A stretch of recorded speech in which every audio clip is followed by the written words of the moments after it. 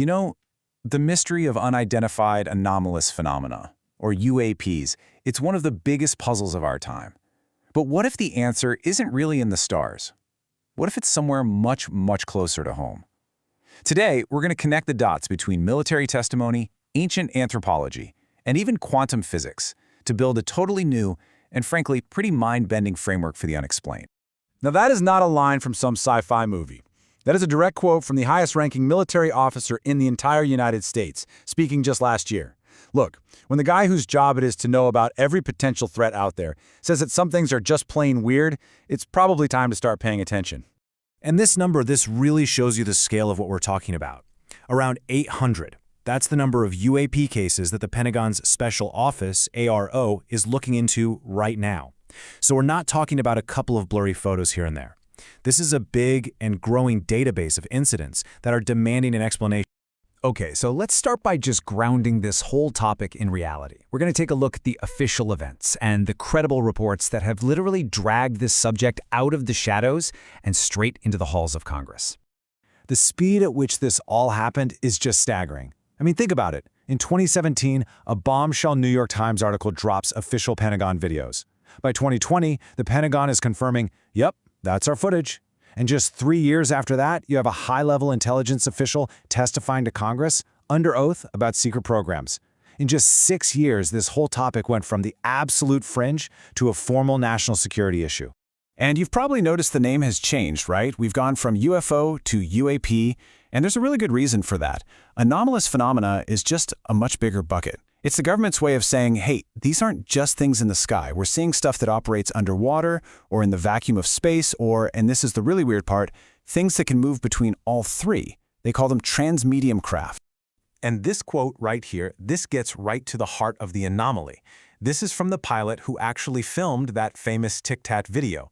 He isn't just saying, hey, I saw something I didn't recognize. No.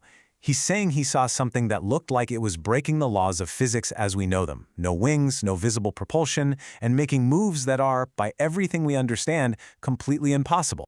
Okay, so the phenomenon itself seems credible. It's backed by trained pilots and their very sophisticated sensor data.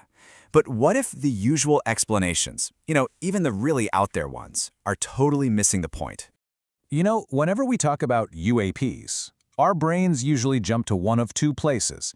It's either a super-secret human drone, some next-gen tech from a rival country, or it's the classic sci-fi answer, aliens visiting from another star system.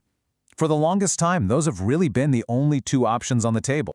So here's how the official data actually breaks down. The director of AARO has said that, yeah, most of their 800 cases can probably be explained away, or they just don't have enough good data. But look at that little sliver at the end. That stubborn 2 to 5% that they are calling possibly really anomalous, it's that tiny, unexplainable fraction that's forcing everyone to start thinking much, much bigger. And thinking bigger is exactly what we're about to do. We're going to introduce a third and far more radical hypothesis, one that's starting to get some real traction among some very serious researchers. This is called the ultraterrestrial hypothesis. Now, the main idea here is that the intelligence behind UAPs might not be extraterrestrial, coming from way out there. It might be ultraterrestrial, which means they're already here, coexisting with us in some way we just can't normally see. We're talking about other dimensions or maybe hidden civilizations that are living right alongside us in stealth. And look, this isn't just some concept from a comic book. That's a quote from David Grush, the whistleblower who testified before Congress. He is the one who explicitly brought up the possibility that we're not dealing with aliens, but with interdimensional beings who are operating from a physical space that is right here, co-located with our own. And it's not just coming from folks in the intelligence world. Dr. Gary Nolan, a highly respected immunologist at Stanford who has studied alleged UAP materials, has been pushed by the data to consider even crazier ideas. He's suggesting that maybe this phenomenon isn't about technology at all, but is actually some form of non-material consciousness. And that right there, that raises a really fascinating question. I mean, if these super credible sources are being forced to think about non-material consciousness as a real explanation for UAPs, is it possible that other fields of human knowledge have been looking into this all along? So this question forces us to just widen the lens. Let's step away from the fighter jets and the radar signatures for just a minute, and let's look at anthropology and parapsychology, two fields that have basically been studying high strangeness for centuries. The key term we need to get our heads around here is psi. Now, in parapsychology, psi is just the formal name for any process that seems to break our current rules of physics. It covers things like ESP, extrasensory perception, like getting information without using your normal five senses, and psychokinesis, which is the idea that consciousness can directly affect a physical object or system. Okay, now this is where the overlap just gets stunning. On the left side, you have the basic principles of magical practice, things that anthropologists have been documenting for over 100 years.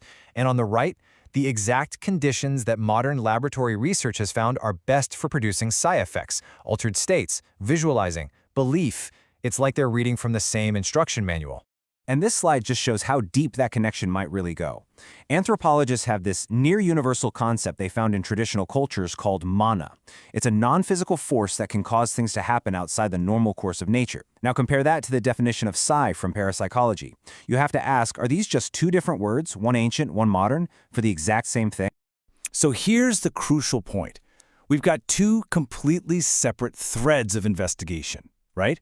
One is looking at these anomalous craft in our skies, and the other is looking at the anomalous capabilities of human consciousness. So, let's try and bring them together. First, let's just recap the key features of those really weird UAPs, the ones in that 2 to 5% bucket. They defy physics, they can pop in and out of existence, they have no propulsion, they show up in places that are famous for other paranormal stuff, and they're leading top researchers to wonder if there's some form of consciousness. Okay, now hold those UAP traits in your head and just look at the characteristics of psi phenomena. It operates outside known physics. It's independent of space and time. It's all about consciousness directly influencing the physical world. The parallels with the UAP list aren't just kind of similar. They are practically a mirror image. So this leads us to the final big idea, a really radical one. What if these aren't separate mysteries at all? What if what a Navy pilot calls a UAP, an anthropologist calls magic, and a parapsychologist calls psi, are just different labels, different cultural and scientific ways of looking at the very same underlying reality, a phenomenon that is deeply and fundamentally tied to consciousness itself. And that leaves us with one last provocative thought. Maybe the biggest challenge here isn't a lack of evidence or a shortage of credible witnesses. Maybe the real barrier is just us, the assumptions we bring to the table about what is and isn't possible. What if unlocking this whole mystery doesn't require a new piece of technology, but a whole new way of thinking about reality itself?